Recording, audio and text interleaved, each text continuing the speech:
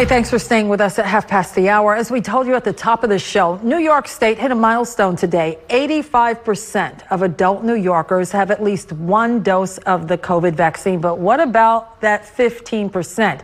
Many of whom are defiant and holding out, including high-profile athletes like Brooklyn Nets star Kyrie Irving, who refuses to get the vaccine and may miss home games when the Nets return to Barclays for their season opener next week. Now, some medical professionals say they have a strategy to get vaccine-hesitant New Yorkers to roll up their sleeves.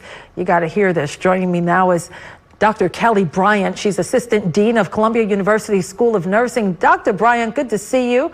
And I'm glad you're here with us because so many people who are trying to convince their loved ones or colleagues to get the vaccine, they don't know what to say. They don't know what to do. And according to your experience, scare tactics and guilt doesn't work. Explain why.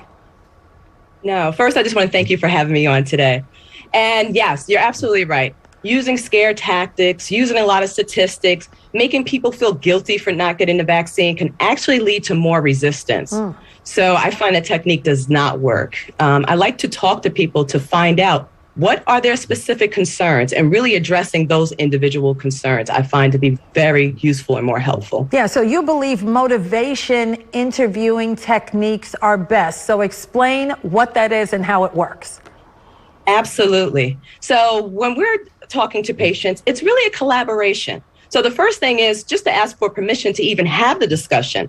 That's how I usually start. And then, like I said, I find now, since there's so much information out there, a lot of people know about the vaccine. So I like to ask directly, what are your concerns? Because that can vary. It could be about side effects. It could be about mistrust. It could be that they just don't know how to obtain the vaccine or access. So really getting to what is their concern, addressing that directly. And a lot of it, too, is dispelling the myths, because a lot of people believe the myths that are out there. People are putting things on the internet, Facebook, Instagram. So I also find telling people my personal story, telling them about, why I chose to get the vaccine and my experience, and just being honest with people. What do we know? What do we not know? And being honest, again, about the side effects.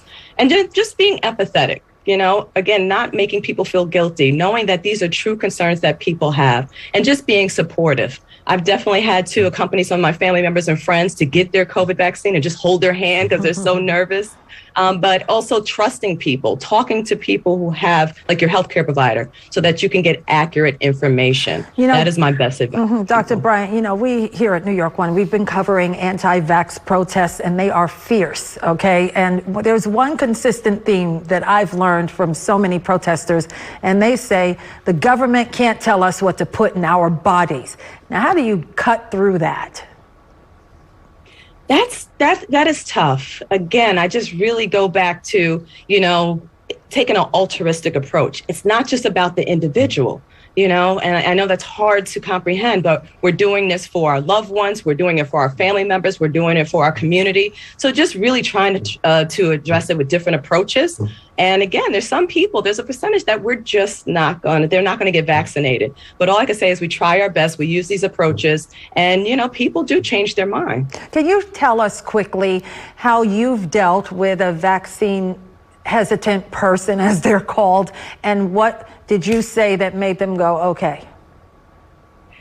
Honestly, the first thing is do not get frustrated, because a lot of times we want to, again, use that scare technique and guilt. So I really, going back to what is it that concerns you? And again, letting them know I understand your concerns, and then addressing those individual concerns. I really find that that's the best approach, and using facts, using evidence, telling them how many people across the world have gotten the vaccine. And we're seeing, there really hasn't been a lot of serious side effects related to the vaccine. So again, just stressing the facts.